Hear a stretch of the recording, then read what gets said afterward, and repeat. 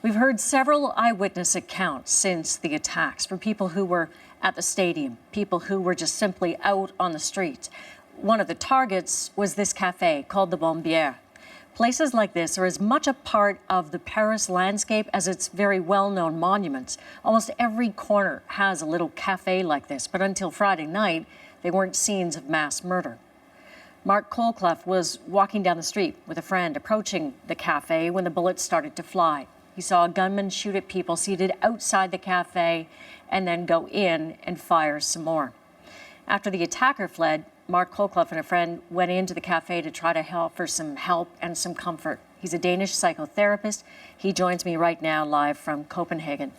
So Mark, I can see obviously you're back home in Denmark. I wondered, how has today been for you as you yourself process what you witnessed and what the world is coming to grips with? Hello there.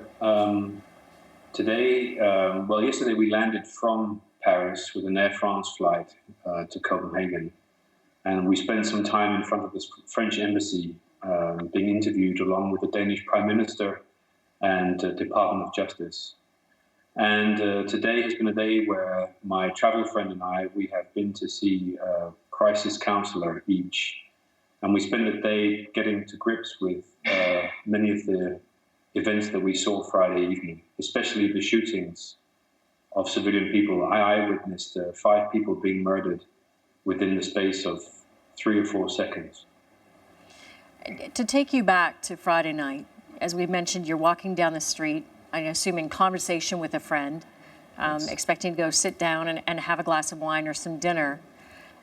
Tell us what happened, and I'm also curious what your first thought was. Did you recognize what was happening in front of you right away? Well, we were coming home from dinner. We decided to call it an early night, and we're walking home towards where we were staying. And speaking of the future and the plans we have and what we want to do in the next 6 months. And when we recognized there was actually a shooter ahead of us, and the crack bang we could hear were live rounds being shot, the very first thing I saw him do was to kill 3 of the Bombière's guests at pretty much point-blank range. And then he swiveled and shot straight into a car from the side window. And you asked for my thoughts. My very first thoughts were I was either watching a criminal action. I thought this could be a gangland execution. So part of me put the 3 individuals who were shot and the driver who was shot, I put them together as being, this is an evening of balance of some crime. But then I noticed the shooter's dress, that he was wearing military boots, military pants, military-style jumper, and his style of shooting was also quite military. So I suspected this could have been that we could have walked into a police sting with special forces or SWAT, the French SWAT team, attacking some criminal. But when the individual, walked into the cafe and opened fire very quickly within the cafe, at that point I knew that this was an attack on individual civilians. What did you do in that moment? Did you hide? I'm not sure any of us knows what our instinct would be confronted with something like that. My travel companion had crouched down next to a fence, and I looked at him and I said, "We must run now." And so we doubled back where we came from, ran about 4 meters, and did a 90 degree to our left, and ran down the street there. That street was long and straight. If you imagine an avenue with 2 lanes of parked cars. And my travel companion ran down the middle of the road. And I said to him that we mustn't run, because this long avenue with the 2 lanes of parked cars, if the gunman chose that avenue as a means of escape, we would be in a kill box. I could see that if we ran down that road, we would be easy targets. I had noticed the gunman was using a very powerful semi-automatic rifle. I suspected something like the American M4 or a similar weapon. And I knew that if he had us in our sights, he could kill us quickly. So I brought my travel companion and I dragged him down and brought him between 2 parked cars so we could wait for the shooting to stop. obviously, you know, you are safe, but dealing with having seen something that most of us quite hopeful that we're never going to encounter that in our lifetime. And Yes. yet, you know, part of your own job is to counsel people who've been through difficult experiences. What are you telling yourself as a means to, you know, to process or to get through this? Well, since Friday, I have been going through, personally, I've been going through varieties of post-trauma. So, for example, there's been feelings of deep mourning. Whenever I close my eyes, I see the 3 individuals at Bombier being gunned down and falling to the ground. And the driver in the car was shot straight through the side window.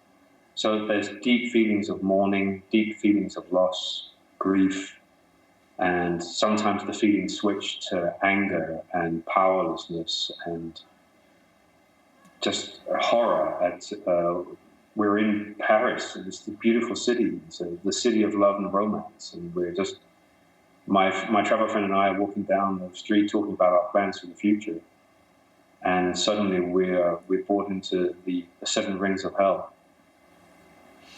Remarkable, and thank you so much for revisiting that for us to help, you know, people who weren't there understand really the enormity and the horror of what took place. So many civilians lost their lives. Straight in front of us, we realized that, and in the cafe as well, the police brought us into the cafe later on. We were standing on the street being protected by the police, but they brought us in. And that's one thing you said I'd like to correct, if I may. Mm-hmm. Is that when we returned to the scene, and we were with the police, even when the police, ambulance, and fire trucks arrived, the gunman, we didn't know where the gunman was. And we even when running back, and the thought in the back of my head was that if he wanted to let off a bomb, now would be the perfect time to do it, because we were maybe a dozen or 2 onlookers who were running towards the cafe to offer our assistance. So for quite a while, we had no idea where the gunman was. And in fact, the French security forces, they took us into the cafe, into the crime scene itself, where we saw even more bodies of people who were very seriously injured or dead. And what was the reason to take you in? That was a very good question. We asked ourselves, do we really have to go into a crime scene? I saw horrific images in there I will never forget for the rest of my life. We were taken in there for security reasons because the security forces said they didn't know where the gunman was, and we were lined up against the side of the cafe. The witnesses, we were lined up there, and they were afraid he would return and try to kill us. Wow, I mean, that actually in its own way kind of speaks to I think the panic on behalf of even those who are trained in that circumstance about what to do in a situation that no one could have imagined. They seemed the security forces, the police, the ambulance, they seemed very caring. The whole experience I have of the French authorities was they were very caring, and they provided a support structure, but at no time did they seem to be trying to control us, as in dominate. And they also did not seem as if they were panicking. They seemed as if they had drilled this scenario quite a bit. So we felt very, very safe with every aspect of the French authorities. Mark Colclough, thanks so much for joining us and sharing this with us today. It's been my pleasure. Thank you too. Mark was an eyewitness to one of the attacks as he just laid out for us. He joined us live from Copenhagen.